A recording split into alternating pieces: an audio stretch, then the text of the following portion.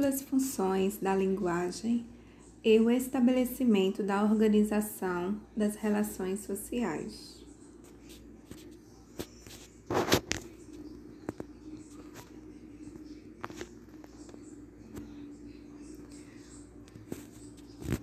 Mar Português, de Fernando Pessoa.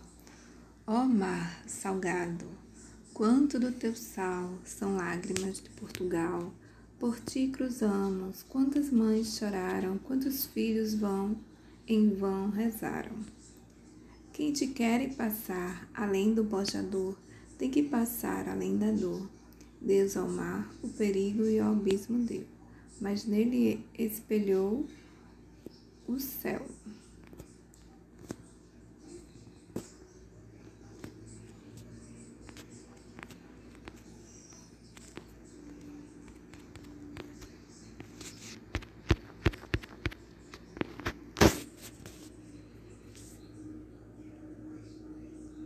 Texto 2. Cerca de 5% da população mundial consumiu droga ilícita ao menos uma vez em 2010. Brasília. Em todo o mundo, estima-se que cerca de 230 milhões de pessoas, 5% da população adulta com idade entre 15 e 64 anos, tenha usado alguma droga ilícita pelo menos uma vez em 2010. O problema da droga atinge cerca de 27 milhões de pessoas, o que representa 0,6% da população mundial. Praticamente uma a cada 100 mortes entre adultos é atribuída ao uso de drogas ilícitas.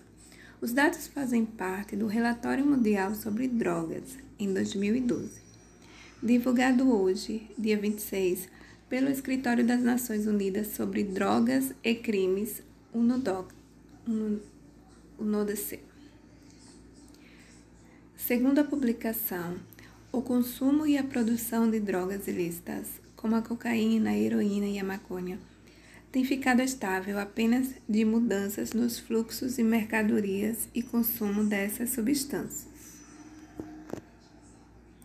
O relatório mostra ainda que 13% dos usuários de drogas têm problemas com a dependência, incluindo distúrbios e o aumento da incidência de contração do vírus HIV, de hepatite C e hepatite B, entre usuários de substâncias injetáveis.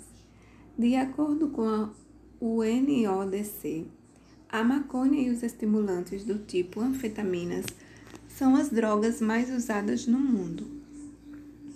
Globalmente, o consumo de cocaína ficou estável, com o número de usuários estimando em 2010 entre 13,3 milhões e 19,7 milhões, correspondendo a 0,4% da população adulta mundial. Os principais mercados de cocaína continuam a ser a América do Norte, América do Sul e a Europa Central e Ocidental. O consumo de cocaína entre os adultos diminuiu nos Estados Unidos, passando de 3% em 2006 para 2,2% em 2010. De acordo com a UNODC, isso pode estar relacionado ao declínio de 47% na fabricação de cocaína na Colômbia. Segundo o relatório no Brasil, as apreensões federais têm mais do que triplicado desde 2004, atingindo 27 toneladas em 2010. Alguns dados indicam ainda uma expansão do mercado de cocaína, particularmente de crack, droga derivada de cocaína, em alguns países da América do Sul. O uso de cocaína também aumentou entre as nações sul-americanas, inclusive no Brasil e em outros países que fazem parte do Cone Sul. A partir de meados da década de 90 até 2005, dados de pesquisas recentes para o Brasil estão indisponíveis, mas a preocupação com o aumento do uso de cocaína no Brasil se reflete no Programa Nacional que o país lançou em dezembro de 2011. O aumento nas apreensões também pôde refletir o papel do Brasil como um país de partida para a cocaína contrabandeada por meio do Oceano Atlântico, destaca o relatório. Nesses dois textos, podemos perceber a diferença entre eles apresentados. O primeiro texto, O Mar Português, é um poema que tem o objetivo de contar a história das navegações portuguesas de uma maneira poética. Já o segundo é uma reportagem sobre consumo de drogas. Nele, encontramos dados estatísticos, informações e argumentos sobre um tema específico.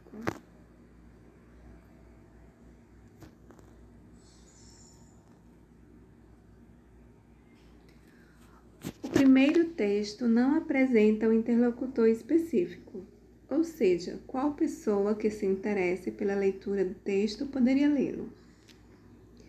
Já o segundo é destinado aos possíveis leitores do jornal impresso ou ao internauta que acessa em sua versão online. Chama a atenção de um público jovem ou pessoas que convivem diretamente com eles, bem como pessoas que já se envolveram em algum tipo de droga. Concluímos, portanto, que os mais variados textos podem apresentar propósitos comunicativos e diferentes funções. As funções e propósitos comunicativos de um texto variam de acordo com o público-alvo, as intenções do escritor, contexto e principalmente da interação. Bom, então temos aí funções da linguagem e as teorias da comunicação. Se entendermos que a linguagem é um instrumento de comunicação, o processo comunicativo seguirá o seguinte esquema: emissor, por meio do canal, envia uma mensagem, que é o código, ao receptor. Esse sistema todo ele é influenciado pelo contexto. Teoria da comunicação. Segundo a teoria da comunicação, toda mensagem tem uma finalidade predominante, que pode ser a transmissão de informações, ou seja, ênfase no contexto. O estabelecimento puro e simples de uma relação comunicativa, ênfase no canal. O canal é por qual meio transmitimos, se é pessoalmente, se é verbalizada, fala, por telefone ou por alguma mídia. A expressão de emoções, ênfase no remetente. Então, os textos são produzidos pensando na pessoa que vai receber a mensagem. E assim por diante. O conjunto dessas finalidades tem sido entendido sob o rótulo geral de funções da linguagem.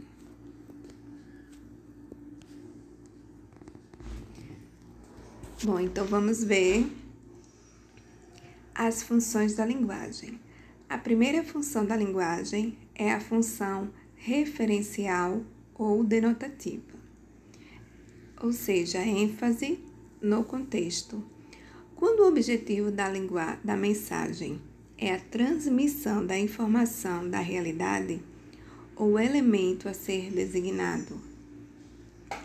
Exemplo: a segurança da internet foi o tema principal do 23º Congresso de Segurança Computacional, realizado em novembro do ano passado, nos Estados Unidos, pela Computer Security Institute, CSI, uma sociedade criada em 1974, que tem forte atuação internacional na área de treinamento e organização de feiras e congressos.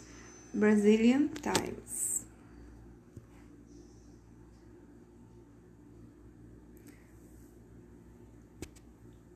Então, nesse texto apenas há a transmissão de informação. A segunda função é a função emotiva ou expressiva, ou seja, ênfase no remetente.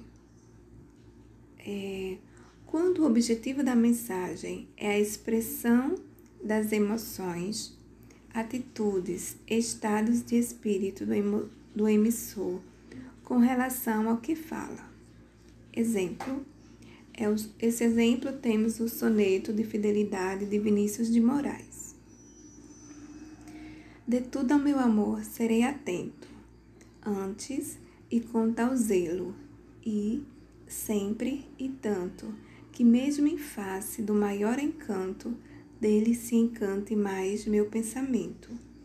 Quero vivê-lo em cada vão momento, e em seu louvor hei de espalhar meu canto, e rir meu riso, e derramar meu pranto, ao seu pesar ou seu contentamento. E assim, quando mais tarde me procure, quem sabe a morte, angústia de quem vive, quem sabe a solidão, fim de quem ama, eu possa me dizer do amor que tive, que não seja imortal, posto que é chama, mas que seja infinito, enquanto dure. Esse é um texto de Vinícius de Moraes, Antologia Poética, de 1960. O terceiro é a função conativa, ou apelativa, ênfase no destinatário. Quando o objetivo da mensagem é persuadir o destinatário, influenciando em seu comportamento a linguagem propaganda, é nesse sentido que a expressão típica da função conativa. As expressões linguísticas, convocativas e formas verbais no imperativo também exemplificam essa função. Observe o exemplo abaixo. Exemplo: compre batom, compre batom. Temos aí compre batom, o imperativo com efeito fazer alguém adquirir um produto. 4. Função fática, ênfase no contato. Quando o objetivo da mensagem é simplesmente o de estabelecer ou manter a comunicação, o contato entre o emissor e o receptor, observe o exemplo de uso da função fática no diálogo, travado entre duas pessoas. Repare que, na conversa com os amigos que se reencontram, nada é realmente dito. Romeu, há quanto tempo? Juca, e aí, 5 anos, hein? O que tem feito? Ih, tanta coisa. E você? Ah, também. Precisamos marcar uma cerveja aí. Isso. Bom encontrar os amigos. A gente fica sabendo de tanta coisa. Função poética é a ênfase na mensagem. Quando o objetivo da mensagem é explicar um trabalho de elaboração feito à própria forma de linguagem, é quando o trabalho com os signos colaboram para efeito de sentido na construção do texto.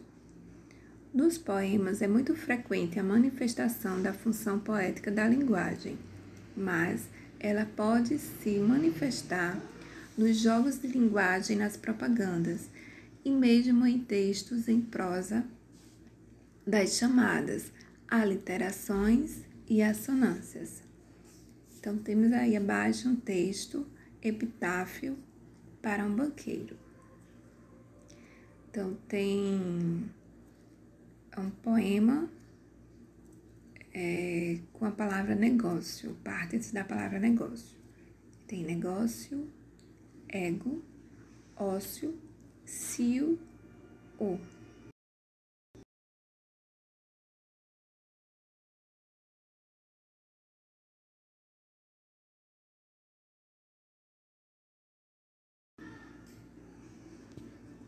Ok.